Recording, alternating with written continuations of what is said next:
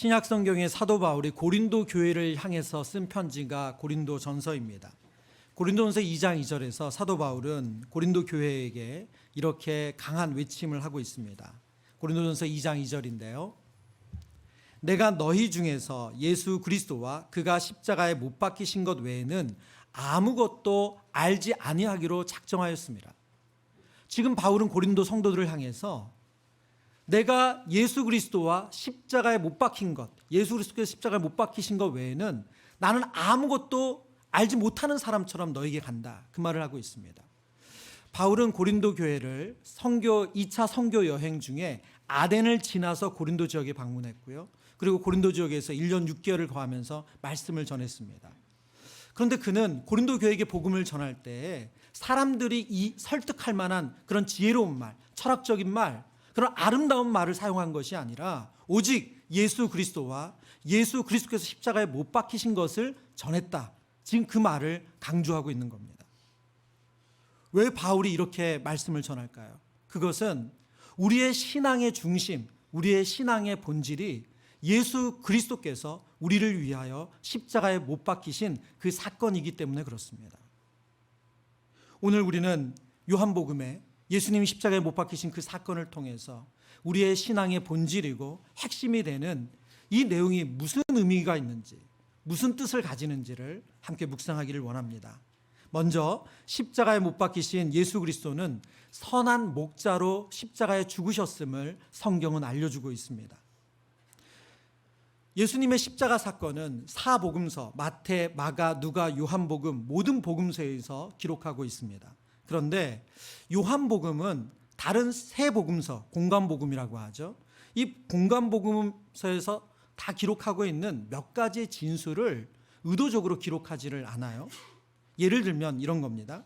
예수께서 십자가를 지고 가실 때 골고다 언덕까지 예수님이 십자가를 지고 가실 수 있는 그런 체력이 되지 않으셨습니다. 왜냐하면 로마 군인들이 심하게 채찍질을 해서 피를 벌써 많이 흘리셨기 때문에 해골이라는 골고다 언덕까지 십자가를 본인이 직접 지고 갈 수 있는 그런 상태가 아니셨어요.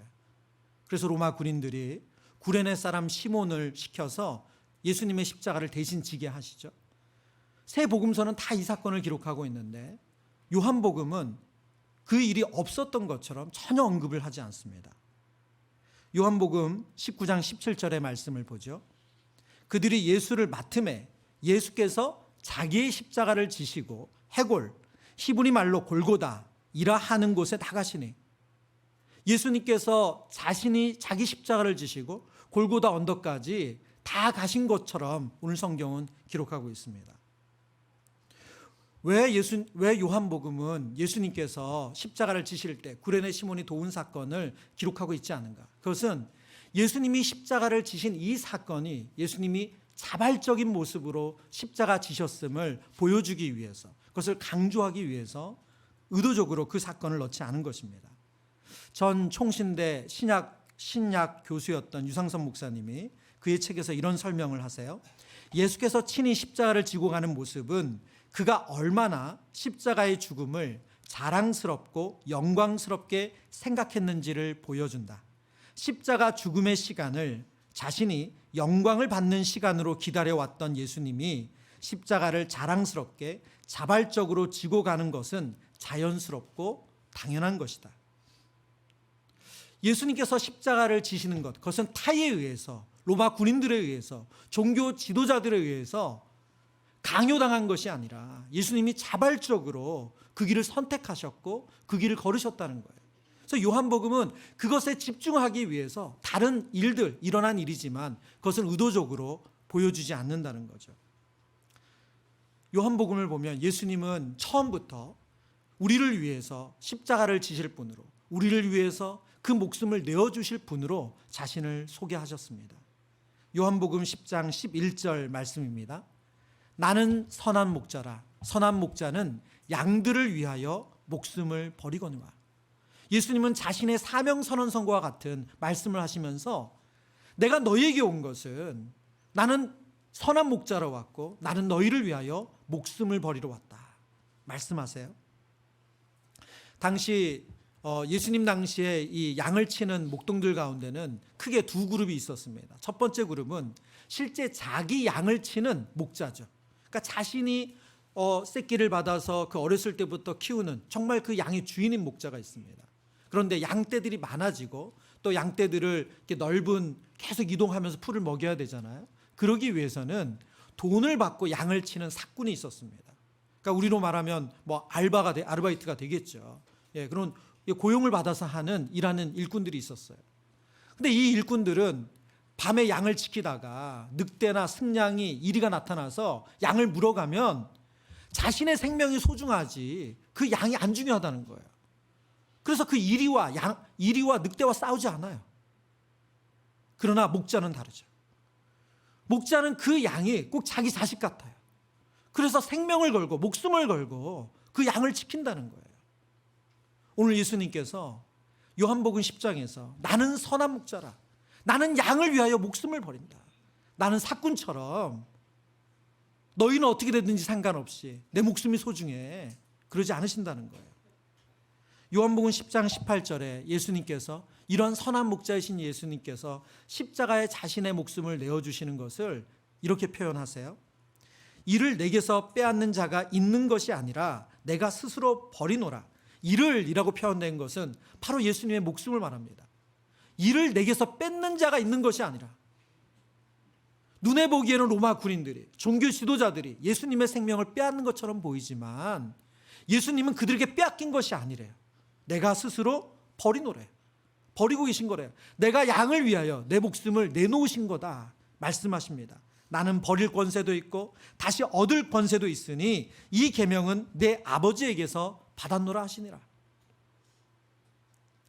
선한 목자이신 예수님께서는 양을 지키기 위해서, 양의 생명을 위해서 자신의 목숨을 내놓으셨습니다. 그래서 요한복음에 이제 예수님의 십자가 달리신 사건의 내용을 쭉 읽어보면 십자가에서 예수님이 어떤 고통, 어떤 아픔을 겪으셨는지에 대해서는 자세하게 기록하지 않습니다. 아주 덤덤하고 아주 담백하게 예수님이 십자가에 못 박히셨고 그 다음에 어떤 일이 있었고, 꼭 말하자면 우리가 일지 쓰듯 그렇게 기록이 되어 있어요. 그러면 왜 예수님은 선한 목자로 이 땅에 오셔서 자신의 목숨을 우리를 위해서 내어주셨습니까? 예수님께서 십자가에서 선한 목자로서 우리에게 목숨을 내어주신 목적은 무엇입니까? 요한복음 10장 10절에 그 목적을 이렇게 설명하세요. 우리 같이 읽어보겠습니다. 도둑이 오는 것은 도둑질하고 죽이고 멸망시키려는 것뿐이요 내가 온 것은, 아멘. 예수님은 자신이 온 것, 내가 온 것은 양으로, 우리로 하여금 생명, 이 요한복음의 생명이라는 단어가 헬라어로 조에라는 단어고 영생이라는 뜻이라고 여러 번 말씀드렸어요. 근데 이 영생은 영원히 사는 생명, 혹은 천국에 가는 티켓 같은, 하나님 나라에 들어가는 티켓 같은 그런 시간적인 개념의 의미가 아닙니다. 이 영생의 바른 의미는 하나님과의 관계 회복에 있어요. 그러니까 영생을 얻는다, 생명을 얻는다, 그 말은 하나님과의 깨어진 죄인의 관계가 하나님과 회복이 되었다, 그 뜻입니다. 교제가 없고 하나님의 은혜를 경험할 수 없었던 그 죄인이 이제는 하나님을 아버지라 부르게 되고 하나님의 보호 아래 들어가게 되고 하나님의 다스림 안에 들어가는 것이 영생이란 단어가 가진 의미예요. 그래서 이 요한복음 10장 10절의 후반절은 이렇게 읽을 수 있습니다. 내가 온 것은 양으로 하나님과 관계를 맺게 하고 더 풍성한 관계를 맺게 하려는 것이라. 여러분, 이 말씀을 우리가 다시 한번 묵상해 보죠. 예수님은 선한 목자로 오셔서 십자가에 죽으셨대요. 목자이신 예수님이 우리를 위해서 십자가에 못 박혀 죽으신 이유는 우리에게 영생을 주시기 위함인데, 그것을 끝이 아니라 풍성한 관계, 하나님과의 풍성한 관계를 주시기 위해 오셨대요. 제가 곰곰이 정말 이 말씀을 준비하고 성도님들도 익히 아는 이 말씀인데, 그러면 하나님과 풍성한 관계를 저와 여러분이 사모해야 된다는 우리가 어떻게 받아들일 수 있나? 영생은 단순히 죽음 이후의 문제가 아니잖아요. 이 땅에서부터 우리가 하나님과 관계를 맺고 사는 거예요. 근데 딱 떠오르는 이미지가 하나 있었어요. 여러분 뷔페 좋아하세요? 자, 뷔페? 네, 좋아하십니까? 예, 뷔페는 프랑스어더라고요. 예, 영어로는 버페이라고 합니다. 버페이. 예, 여러분 버페이 먹으러 가자 이렇게 하시면 됩니다.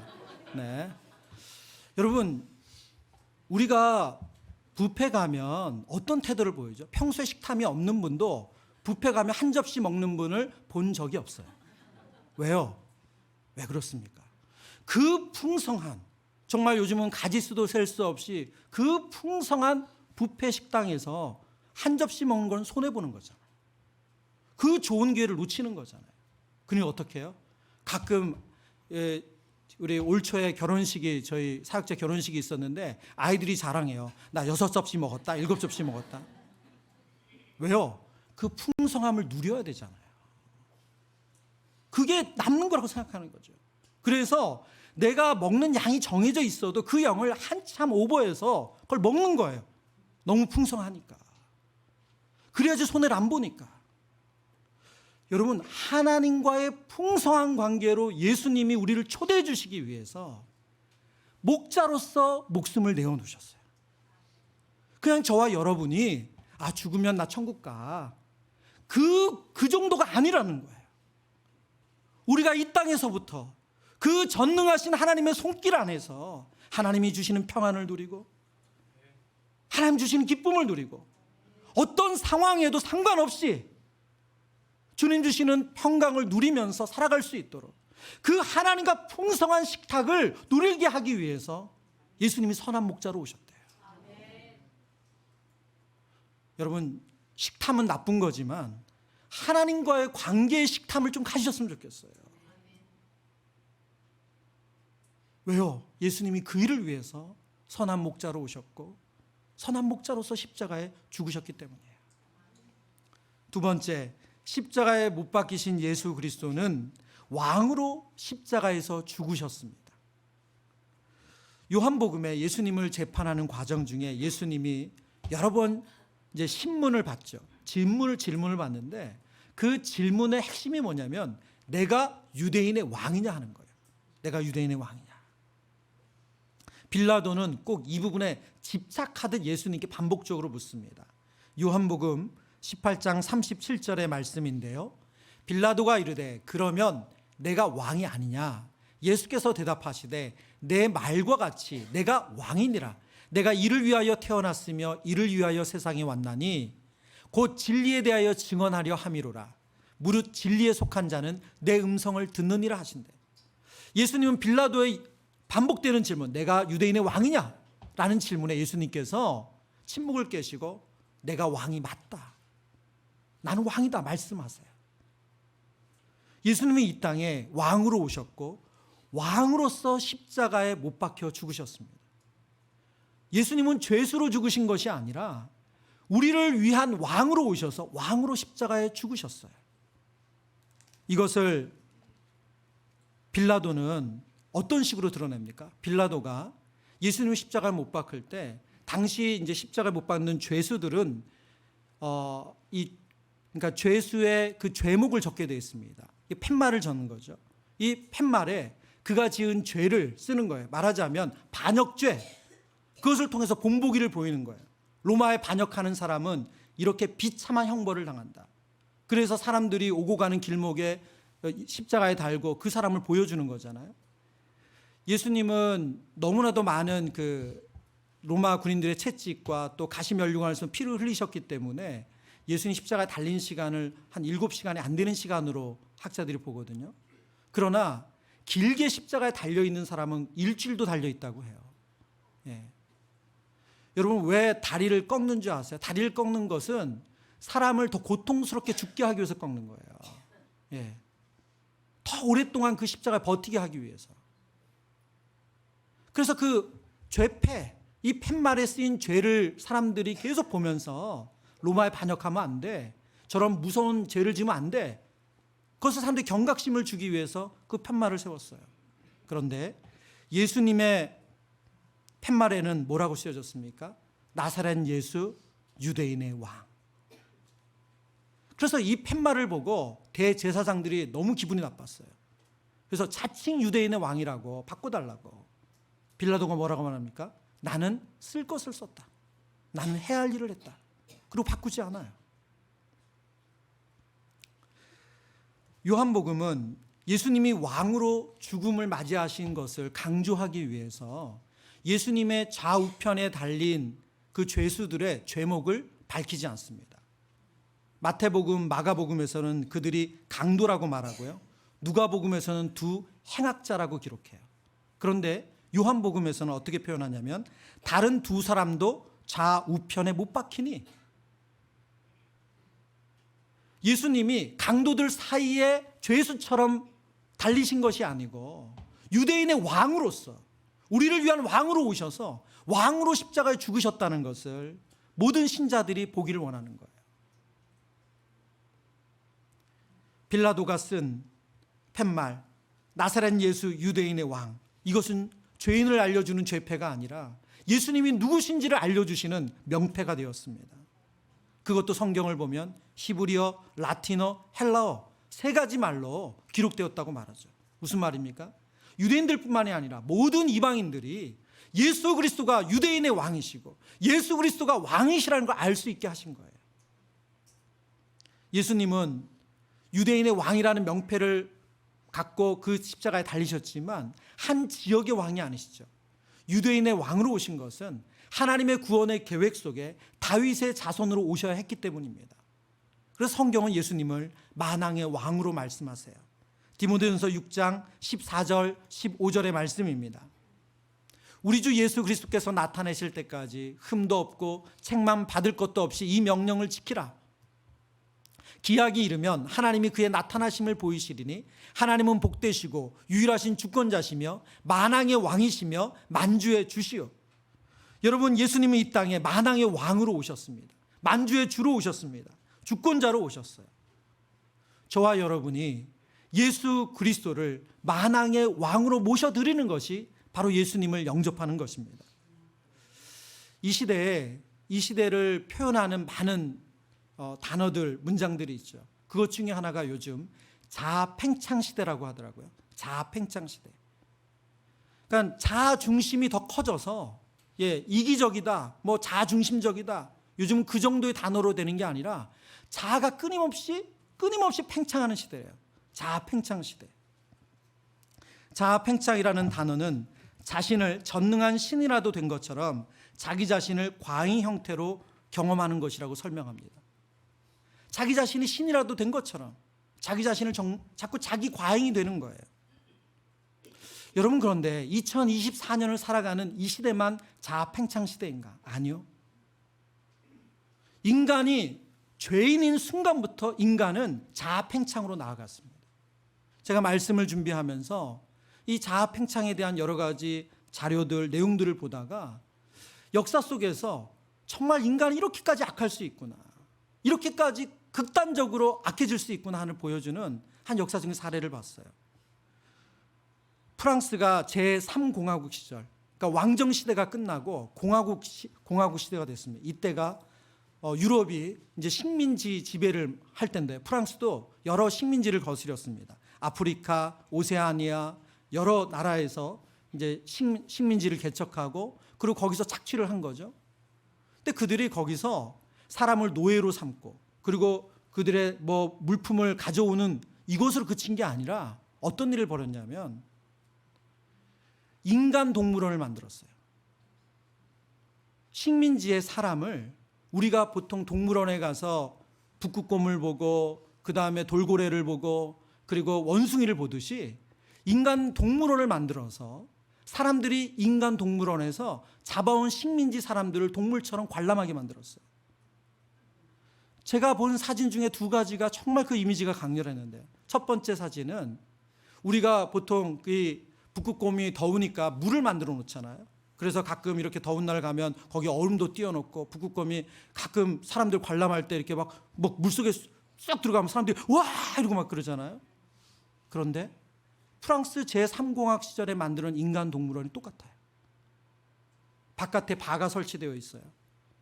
그리고 그 안에는 아프리카에서 잡아온 동물처럼 여기는 그 사람들이 거기서 맨몸으로 그냥 거기서 수영하고 그걸 관람하고 있는 거예요. 딱 동물이죠. 그 중에 한 또 포스터는 뭐냐면 아프리카의 부시맨이라는 키가 작은 종족이 있습니다. 그 종족을 우리가 박물관을 방문하거나 영화관을 방문하면 그 앞에 기념이 되도록 인증샷 찍는 것처럼 그 사람들을 세워놓고 뒤에서 프랑스 사람들이 사진을 찍는 사진이에요. 자기가 신이라도 된 것처럼 자아가 팽창했던 그 악한 모습을 보여주는 거죠. 그러니까 2024년 이 시대에만 그런 게 아니라는 거예요. 인간은 죄인이고 그 죄는 끊임없이 끝간데 없이 허용만 된다면 더 그렇게 나아갔습니다. 황금 만능주의, 물질 만능주의라는 단어를 쓴 지가 저희가 오래됐어요. 돈이면 다 된다. 물질이면 다 된다. 금이면 다 된다. 여러분 그 깊은 본질은 뭡니까? 돈을 가진 사람이 신이라는 거예요. 물질을 많이 가진 사람이 신이라는 거예요. 그러면 내가 무엇을 하든 상관없어. 자아팽창이죠. 여러분 그런데 죄인인 인간이 그렇게 왕이 되면 어떤 일이 일어납니까? 인간성이 살아나는 게 아니라 인간성이 말살돼요. 인간성이 죽어요. 어떻게 사람을 동물원에 우리처럼 놓고 그것을 보며 낄낄거리고 즐길 수가 있어요? 여러분 어떻게 그런 상상이 가능합니까? 인간성이 말살되는 거죠. 만왕의 왕이신 예수님이 이 땅에 오셔서 하신 일은 뭐죠? 예수님은 이 땅에 하나님의 형상대로 지음받은 인간을 공감하셨어요. 그들의 아픔에 동참하셨어요. 그들과 함께 우시고 그들과 함께 아파하시고 그들을 고치시고 치유하셨어요. 저와 여러분의 인생에 진정 저희가 하나님의 형상대로 지음받음이 회복되려면 죄인인 내가 왕이 아니라 만왕의 왕으로 오신 예수님이 우리의 인생의 왕이 될 때만 하나님 지으신 그 형상대로 회복이 일어나는 줄 믿습니다. 신앙의 성숙은 만왕의 왕이신 예수님을 본받아서 하나님의 형상이 회복되어져 가는 거예요. 그래서 인간성이 회복되는 거예요. 여러분 교회를 오래 다니면 오래 다닐수록 여러분의 신앙의 연차가 많아지면 많아질수록 여러분이 교리에 더 밝은 사람이 되거나 예배에 더 익숙한 사람이 되는 것이 아니라 만왕의 왕이신 예수님을 본받아서 더 긍휼히 더 공감을 많이 하고 더 누군가의 아픔에 동참하게 되는 그런 일이 벌어지는 줄 믿습니다. 세 번째, 십자가에 못 박이신 예수 그리스도는 말씀을 성취하시고 십자가에서 죽으셨습니다. 저희는 매일 성경을 가지고 매일 아침 큐티도 하고 새벽 기도도 합니다. 요즘 저희가 마가복음의 말씀을 매일 성경 본문에 따라서 묵상을 하는데요. 그 본문의 내용 중에 대제사장들과 서기관들 그리고 바리새인들이 예수님께 권위에 대한 질문을 하는 장면이 있었어요. 당신의 권위가 어디로부터 온 거냐? 왜냐하면 예수님께서 예루살렘에 방문하셔서 예루살렘 성전 이방인의 뜰에서 장사하는 장사치들을 다 몰아내셨기 때문에 그렇습니다. 당시 그 성전의 권한, 그러니까 성전에서 누군가가 장사하게 하고 장사한 돈을 받고 그것을 결정하는 권한을 이런 종교 지도자들이 가지고 있었기 때문에 예수님의 그 행동을 아주 불쾌하게 여긴 거죠. 그래서 예수님께 당신의 권위가 어디로부터 온 거냐 물은 거예요. 근데 그 말씀을 예수님께서 그들과 대화하는 가운데 결론 부부에 가서 예수님이 비유를 하세요. 그들에게 집답을 하지 않으시고 그들에게 되묻는 질문을 하신 다음에 비유로 그들에게 대답을 해주세요. 그 비유의 내용이 뭐냐면 한 주인이 포도원을 일구었다는 거예요. 넓은 포도원을 일궈서 울타리도 만들고 그리고 포도주 즙을 탈 수 있는 그 즙 짜는 기기도 마련해 놓고 그래서 포도원을 농사를 지을 수 있는 모든 여건을 만들어 놓은 다음에 농부들에게 세를 주고 그 농장에서 일하게 합니다.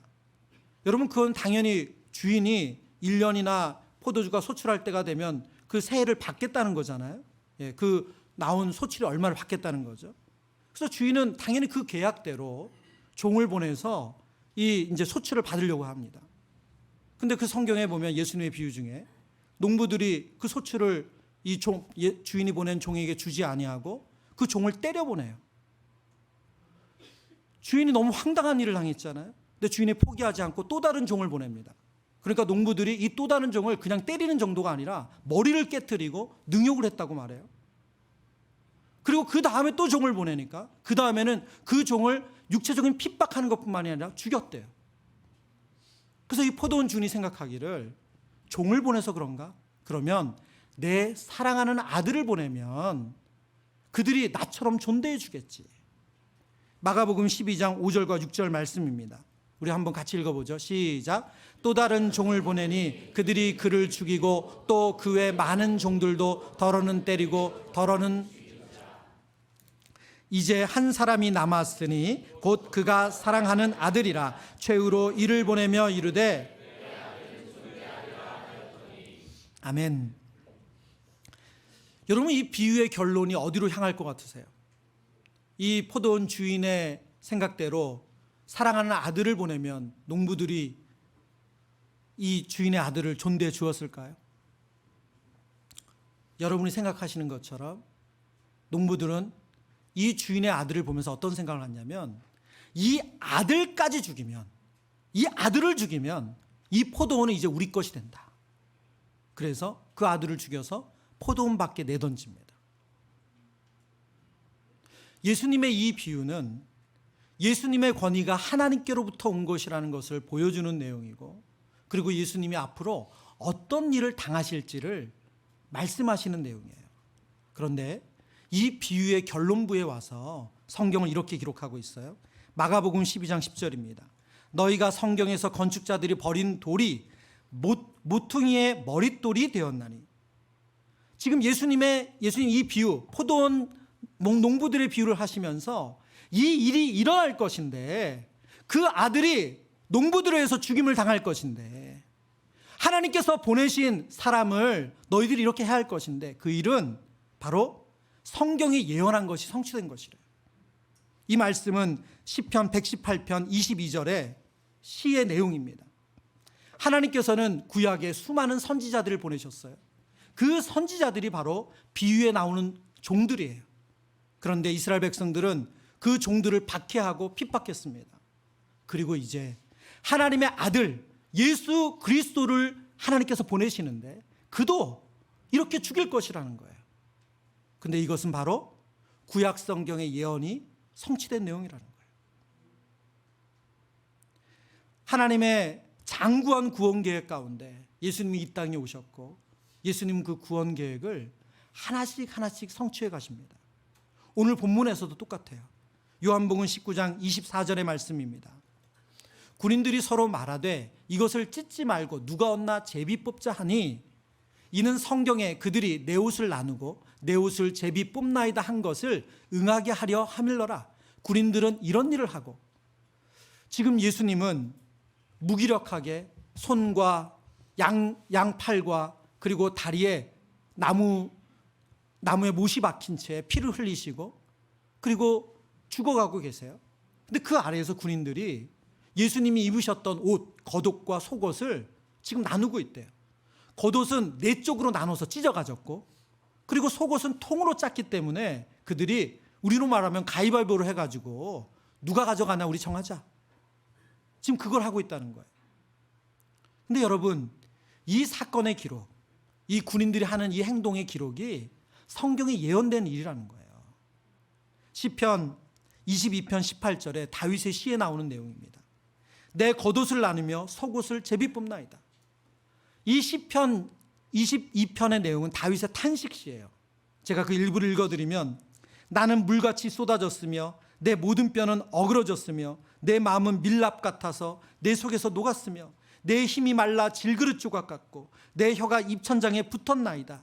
주께서 또 나를 죽음의 진토 속에 두셨나이다. 여러분, 이 다윗의 시가 십자가에 달리신 예수님의 마음을 표현하는 것 같지 않습니까? 하나님께서는 하나님의 아들 예수 그리스도를 이 땅에 보내실 것을 오래전부터 계획하셨고, 예수님은 십자가에서도 그 하나님의 말씀을 성취하고 계십니다. 성경학자들은 본문을 연구하면서 예수님이 잡히시는 그 24시간 동안 구약에 예언된 20개의 구절이 성취되었다는 것을 확인해 주었어요. 여러분, 저와 여러분이 이 땅에 살아가면서 어려움을 당할 때가 있습니다. 힘든 일을 겪을 때가 있어요. 근데 여러분, 그 어려움의 크기가 우리를 절망시키지 않아요. 그 힘듦의 크기가 우리를 무너지게 하지 않습니다. 여러분, 아무리 어려운 일을 당해도 그 일이 의미가 있으면, 그 일이 목적이 있으면 감당해내요. 여러분, 세상에 이런 일이 뭐 여기 안 나오더라도 우리 주변에는 그런 분들 참 많습니다. 대단한 분들 많아요. 이 자리에도 많으실 거예요. 그 일이 감당할 목적이 있고 이유가 있으면 우리는 그 일이 정말 어떻게 이런 일도 감당하셨지? 어떻게 이런 일도 견디셨지? 그 일을 감당해내요. 그런데 그 고난, 그 어려움이 왜 감당해야 되는지 그 의미와 목적을 알지 못하면 1년은 너무나도 긴 시간, 한 달은 너무나도 버티기 어려운 시간, 아니요, 단 하루도 힘듭니다. 저와 여러분의 삶의 의미를 밝혀주는 것이 무엇입니까? 저와 여러분이 삶에 주어진 그 어려움과 고난의 의미를 깨닫게 하고 그 삶의 목적을 알려주시는 것이 무엇이죠? 하나님의 말씀이에요. 저와 여러분의 삶이 하나님의 말씀으로 해석되지 않으면 우리는 그 고난을 이겨낼 힘이 없습니다. 예수님이 어떻게 이 고난을 감당해 내셨습니까? 바로 하나님의 말씀의 성취로. 하나님께서 예언하셨고 그 예언이 이루어지는 것이기 때문에 예수님은 묵묵히 꼭 도살장에 끌려가는 양처럼, 그러나 그 모든 것을 감당해 내신 거예요. 저와 여러분의 삶에도 하나님께서 저와 여러분의 삶이 겪어야 되는 그 삶의 어려움의 이유와 목적을 말씀으로 밝혀주시는 은혜가 있기를 축원합니다. 말씀을 정리합니다. 요한복음 14장 24절에 예수님께서 이렇게 말씀하세요. 우리 같이 읽어보겠습니다. 나를 사랑하지 아니하는 자는 내 말을 지키지 아니하나니